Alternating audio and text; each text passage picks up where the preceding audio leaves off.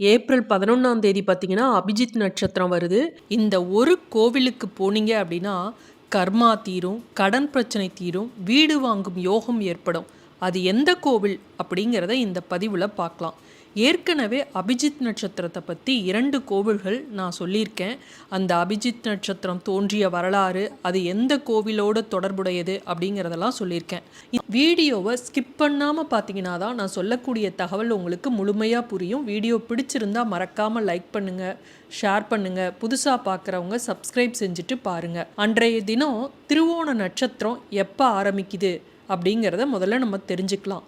April 11ஆம் தேதி சனிக்கிழமையில இந்த அபிஜித் நட்சத்திரம் வந்திருக்கு. அன்றைய தினம் திருவோணமும் உத்திராடமும் இருக்குது. நம்ம ஏற்கனவே சொன்னல திருவோணத்துக்கும் உத்திராடத்துக்கும் நடுவில் தான் இந்த நட்சத்திரம் வரும்.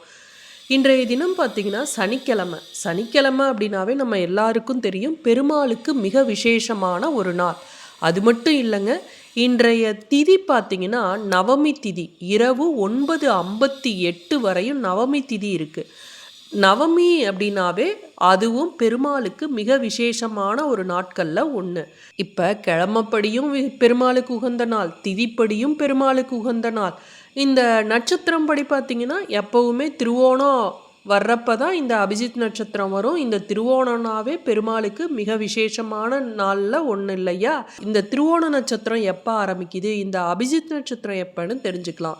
ஏப்ரல் 11ஆம் தேதி சனிக்கிழமை பார்த்தீங்கன்னா காலையில் 11:13 வரையும் உத்திராட நட்சத்திரம், அது முடிஞ்சு திருவோண நட்சத்திரமானது அன்றைய தினம் ஆரம்பிக்குது. அதற்கு பிறகு ஏப்ரல் 12ஆம் தேதி ஞாயிற்றுக்கிழமை பிற்பகல் 12:33 வரையும் திருவோண நட்சத்திரம் இருக்குது. இப்போ இந்த திருவோணத்துக்கும் உத்திராடத்துக்கும் நடுவில் தான் இந்த அபிஜித் நட்சத்திரம். அதனால் இந்த அபிஜித் நட்சத்திர வேலை அப்படிங்கிறது 11:01க்கு ஆரம்பித்து 11:25 வரையும் இருக்கக்கூடிய இடைப்பட்ட நேரம் தான் இந்த அபிஜித் நட்சத்திர நேரம். இந்த 24 நிமிடங்களில் உங்கள் வீட்டில் ஒரு அகல் விளக்கு, நெய் அகல் விளக்கு ஏற்றி வைங்க. முடிந்தவர்கள் 2 நெய் விளக்கு ஏற்றி அகல் விளக்கு வைக்கலாம். முடியாதவங்க ஒரு அகல் விளக்காவது நெய் விளக்கு ஏற்றி வைத்து உங்களுடைய கோரிக்கை என்னவோ அதை சொல்லுங்கள். அதே போல் அபிஜித் நட்சத்திர ஸ்துதி இருக்குது, அதையும் நீங்கள் பாராயணம் பண்ணினீங்க அப்படின்னா நீங்கள் கேட்டது கிடைக்கும். கரெக்டாக ஒரு 24 நிமிடங்கள் தானே, அதை நீங்கள் தவறாமல் பயன்படுத்திக்கிங்க. இந்த அபிஜித் நட்சத்திர ஸ்துதி என்ன, அப்போ நம்ம எப்படி செய்யணும் அப்படிங்கிறத டீட்டெயிலாக தெரிஞ்சுக்கலாம். இந்த அபிஜித் நட்சத்திரம் பார்த்திங்கன்னா எந்த கிழமையில இருக்கோ அந்த கிழமைக்குன்னு ஒரு சக்தி இருக்கும் அப்படின்னு வானசாஸ்திரிகள் சொல்கிறாங்க. இப்போ இந்த அபிஜித் நட்சத்திர நாள் எந்த கிழமையோடு சேர்றப்ப என்ன பலன் அப்படிங்கிறதையும் தெரிஞ்சுக்கலாம். திங்கக்கிழமையில அபிஜித் நட்சத்திர நாள் வந்தது அப்படின்னா நல்ல வேலை கிடைக்கிறதுக்கு, மேலதிகாரிகளோட தொந்தரவு இதெல்லாம் தீரணும்னா இந்த நாளில் வேண்டிக்கலாம். அதே போல் செவ்வாய்க்கிழமையில அபிஜித் நட்சத்திர நாள் வருது அப்படின்னா வீடு யோகம் அமையறதுக்கும் கடன் தீருவதற்கும் இந்த நாளை பயன்படுத்திக்கலாம். புதன்கிழமையில வருது அப்படின்னா குழந்தை பாக்கியம் பெறுவதற்கும் இழந்ததை மீட்கவும் இந்த நாளை பயன்படுத்திக்கலாம். வியாழக்கிழமை அபிஜித் நட்சத்திர காலத்தில் வேண்டிக்கிட்டோம் அப்படின்னா வெளிநாடு செல்லும் யோகம் கிடைக்கும், கல்வியில் நல்ல மேன்மை கிடைக்கும். வெள்ளிக்கிழமை அபிஜித் நட்சத்திர நாளில் திருமணம் நடைபெறுவதற்கும் விரும்பியவரை திருமணம் செய்து கொள்வதற்கும் இந்த நாளை பயன்படுத்திக்கலாம். சனிக்கிழமை அப்படின்னா கோர்ட்டு கேஸு இது மாதிரி வழக்குகள்ல இருந்து வெற்றி கிடைக்கணும் அப்படின்னா அந்த நாளை பயன்படுத்திக்கணும். ஞாயிற்றுக்கிழமை அபிஜித் நட்சத்திர நாளும் சேர்ந்து வரக்கூடிய நாளில் வழிபட்டோம் அப்படின்னா நம்மளுடைய கர்ம வினைகள் அனைத்தும் முற்றிலுமாக விலகவும் உடல் நலம் மேம்படவும் வேண்டிக் கொள்ளலாம். இப்போ இந்த நெய் விளக்கு ஏற்ற சொன்னேன் இல்லையா, அந்த நெய் விளக்கை வீட்டில் கிருஷ்ணர் படம் இருந்தாலும் சரி, கிருஷ்ணர் சிலை இருந்தாலும் சரி, இல்லை பெருமாள் படம் மட்டும்தான் எங்கள் வீட்டில் இருக்குது அப்படின்னீங்கனாலும் சரி, அந்த படத்துக்கு கீழே இந்த நெய் விளக்கை வச்சு கொஞ்சோண்டு துளசி இருந்தால் சாமிக்கு வச்சுட்டு அதற்கு பிறகு அந்த நெய் அகல் விளக்கில் துளி பச்சை கற்பூரம் போட்டு உங்களுடைய கோரிக்கையை நீங்கள் வேண்டுதலை சொல்லணும். உங்களுக்கு பல தேவைகள் இருக்கும், பல கோரிக்கைகள் இருக்கும், அப்படிலாம் நீங்கள் சொல்லக்கூடாது. ஒரே ஒரு வேண்டுதல் தொடர்ந்து ஒவ்வொரு அபிஜித் நட்சத்திரத்துக்கும் சொல்லிக்கிட்டு வந்தீங்கன்னா நிச்சயமாக வெற்றி கிடைக்கும். இப்போ இந்த நெய் விளக்கை ஏற்றி வச்சுட்டு இந்த அபிஜித் நட்சத்திர ஸ்துதியை நீங்கள் சொல்லணும்.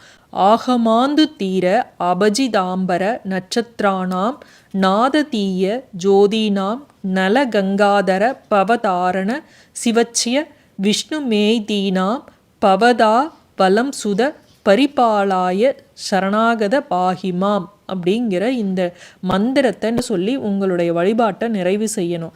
நடுநாட்டு சிவத்தலங்களில் 17வது சிவத்தலமாக விளங்குவது திருமாணிக்குழி வாமனபுரீஸ்வரர் கோவில் அப்படின்னு இருக்குது. இந்த கோவில் பார்த்திங்கன்னா கடலூரில் இருந்து பன்ருட்டி போகக்கூடிய வழியில் பாலூர் சாலையில் சுமார் 12 கிலோமீட்டர் தூரத்தில் அமைஞ்சிருக்கு. இது சிவபெருமானோட தேவார பாடல் பெற்ற சிவாலயங்களில் இதுவும் ஒன்று. 228வது தேவாரத்தலம். நம்ம எல்லாத்துக்குமே இந்த வாமன அவதாரமும் மகாபலி சக்கரவர்த்தியை பற்றியும் நமக்கு தெரியும். இருந்தாலும் தெரியாதவங்களுக்காக ஒரு சின்ன இது. பிரகலாதனோட பேரனா மகாபலி சக்கரவர்த்தி இருக்கிறாரு. அவர் நாட்டு மக்களுக்கு நல்ல தான தர்மம் செய்கிறவர். இறுதியில் ஒரு யாகம் ஒன்று செய்ய முடிவு பண்ணுறாரு. ஆனால் அந்த யாகத்தை செஞ்சால் அந்த தேவலோகத்தையே அவர் ஆட்டி படைச்சிருவார். அப்படிங்கிறதுனால தேவர்கள்லாம் நடுங்கிறாங்க. அதன் காரணமாக மகாவிஷ்ணுவை தேவர்கள் போய் உதவிக்கு நாடுறாங்க. அப்போ மகாவிஷ்ணு வாமன அவதாரம் எடுத்து வர்றாரு. மகாபலி நடத்திய யாகத்திற்கு அவர் வர்றாரு. வாமனர்கிட்ட 3 அடி மண் கேட்குறாரு. மகாபலியும் 3 அடி மண்ணு தானே, நம்மளால் கொடுக்க முடியாதா அப்படின்னு ஒத்துக்கிறாரு. அப்போ பெருமாள் என்ன பண்ணுறாரு, ஒரு அடியில் பூமியையும் மற்றொரு அடியால் ஆகாயத்தையும் 3வது அடி நான் எங்கே வைக்கிறது அப்படின்னு கேட்குறப்ப மகாபலி 3வது அடியை தான் தலையில் வைக்கும்படி குனிகிறாரு. அவரோட தலை மேலே அவர் காலை வச்சு அவரை பாதாள லோகத்துக்கு மகாவிஷ்ணு தள்ளிடுறாரு. அவர் பாதாள லோகத்துக்கு தள்ளுனாலும் அவர் ஒரு சிறந்த பக்தர். அது மட்டும் இல்லாமல் அவர் தான தர்மங்கள் செய்கிறதுல வல்லவர். அப்படிங்கிறதுனால அந்த பாதாள லோகத்துக்கு சக்கரவர்த்தியாக அவர் உயர்வு பெற்று அவர் இருக்கிறாரு. ஆனால் வாமன அவதாரம் எடுத்து பெருமாள் இந்த மகாபலி சக்கரவர்த்தியை அழித்ததன் காரணமாக அவருக்கு சாபம் கிடைக்குது, தோஷம் ஏற்படுது. அந்த தோஷத்தை போக்குவதற்கு இந்த கோவிலில், அதாவது இங்கே இருக்கக்கூடிய சிவனை, திருமாணிக்குழி கோவிலில் இருக்கக்கூடிய ஈசனை பெருமாள் வழிபட்டதாக சொல்லப்படுது. அதனால தான் இந்த கோவிலுக்கு பேரே வாமனபுரீஸ்வரர் அப்படின்னு பேர். இங்குள்ள சிவனை நம்ம வழிபட்டோம் அப்படின்னா நம்மளுடைய தீராத கஷ்டங்கள் தீரும். பூர்வ ஜென்ம பகை, கணவன் மனைவிக்கிடையே இருக்கக்கூடிய கருத்து வேறுபாடு, ஜாதகத்தில் உள்ள தோஷங்கள், இதெல்லாம் நிவர்த்தி செய்யணும் அப்படின்னா வாமனபுரீஸ்வரருக்கு பரிகாரம் செஞ்சாவே அனைத்தும் நீங்கும் அப்படின்னு சொல்வாங்க. அதனால் இந்த நாளில் இங்கு சென்று வழிபட்டோம் அப்படின்னா காசியில் இருக்கக்கூடிய சிவனை வழிபட்ட பலன் நமக்கு கிடைக்கும். மீண்டும் அடுத்த காணொளியில் சந்திக்கும் வரை நன்றி, வணக்கம்.